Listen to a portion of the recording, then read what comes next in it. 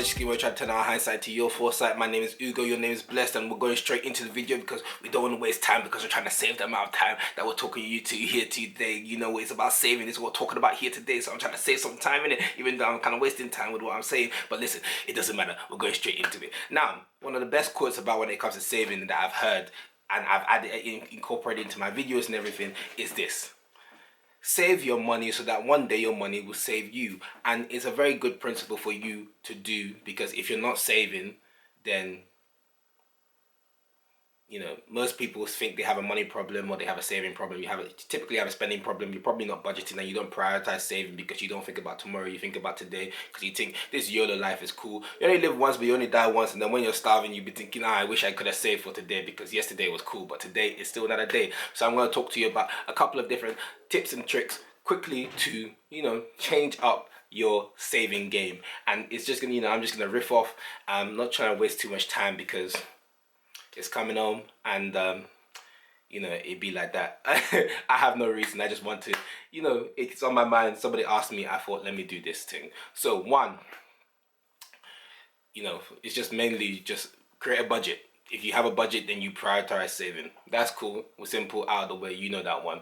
Two, 10% of your take home here. I don't care how many times you get paid. You get paid 12 times, 2 times. Any money you receive, especially if you're one of them ones not working and you're receiving money from your parents and bursaries and grants and stuff, 10% of all the money you have goes straight to savings. Principle: your 10% always minimum goes straight. It's pay yourself first, because the idea is that you pay yourself before you go and pay any bills or whatever, because paying those bills is really and truly paying somebody else instead of paying yourself. Another one: check all your bank accounts, both your credit cards and everything, for the next 60 days. Now, every day, at least once a day, check your account every day. And if you do that, well, firstly, about day 20, you have a bit of anxiety. But one of the reasons why we overspend and we don't save money is because we don't really know how much is in our account. So I used to remember that I used to, especially mom and sister's birthday, pull out the credit card, slap it on the thing, pay, and then when it was the statement came out, open up slowly and look at it. It was stress. But most times we overspend because we don't know how much we have. So every day, regardless of whether you're spending money that day or not spending money that day, every day, look at all your accounts, all your credit cards, all your current accounts, every day, at least once a day, because that will breed the habit. Tomorrow when you go to spend, you now be like, okay, you already know psychologically what you have in your account. Now, do this for only 60 days, because afterwards you go a bit OTT and it's not the best place to be in. So check all your accounts every day. Next one is to use your accounts more efficiently. Have multiple savings accounts and have multiple current accounts for them to have a purpose. Now, the whole idea is out of sight, out of mind. So if you have a standing order, set up standing orders to say, take the money out of your main account, the card that you continuously use, and to put it into a saving account that's separate from this account. Why? Because when you don't see in your account, you don't assume you have money. But when you now think, when you see in the account, you think you have the money. When you don't, you're saving it for something else. Now, use your accounts efficiently. Next one is understanding the principle of how much money you have and what you can afford are two different things. Because if you have £100 but you still need £50 to get to work and all these kind of things, and you're investing for something in the future, you might only have £5 left. So you need to understand that how much you have and how much you can afford are two different things. Now, the next one I'll say is pay your debts on time.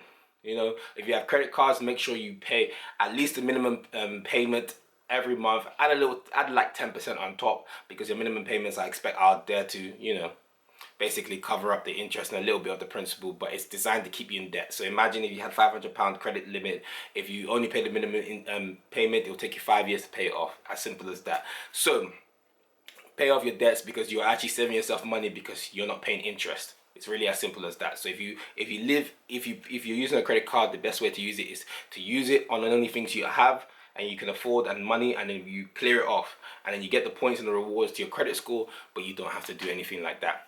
The next good principle to build up savings is to penalize yourself and tax yourself at any juncture where you flop. So for example, when I started investing years ago, every time I bought a lottery ticket, I times the money I spent on the lottery ticket by 5 and invested it. I have a week tax and an emergency fund tax where every month, every week, it takes a certain amount out of my account, just straight out of the budget that I had to spend that week, and it artificially makes me think I'm spending less than what I'm doing. Cool. Then, another way to save your money is to make sure that the first thing you do when you get paid or make any money is saving, and understanding that those savings have a name. So, a good way of saving is just giving your money a job. Again, coming full circle, budget, give your money a job, and then put that in there. Make sure the first thing you do is to save. Don't save at the end of the month, save at the beginning of the month. In fact, save once you get paid. The first thing that leaves my account, before anybody can call my name, before anyone can chat my name, before it can go anywhere, I don't care what you think it needs to go, pay yourself first, and then you can give anybody else money.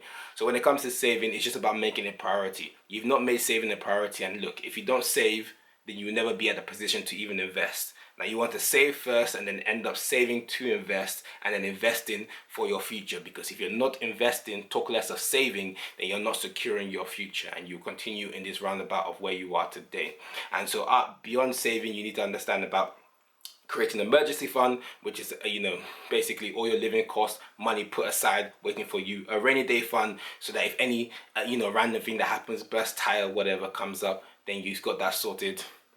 And then you have sinking funds, which are those different things that you're saving towards. So make sure you divide up your money so there's different pots. Sinking funds, you can have one for your car, one for your wedding, one for your holiday, one for your dates with your girlfriend, one for your multiple holidays, for your exam, for your you get the drift. And then that way, now once you've divided all your money, you kind of know what you have left to spend. So these are quick little tricks on how to save better, and then I'll bring some more later, and you can add in the comments any tricks and stuff that you guys have felt has worked for yourself.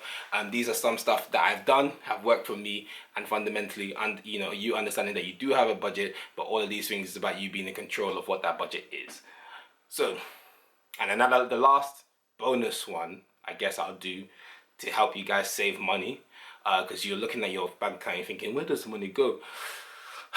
Just get your shit together, get your life together. Realistically, if you get your life together, you end up saving more money. Sleep on time and sleep consistently well. You'll stop taking Ubers in the morning.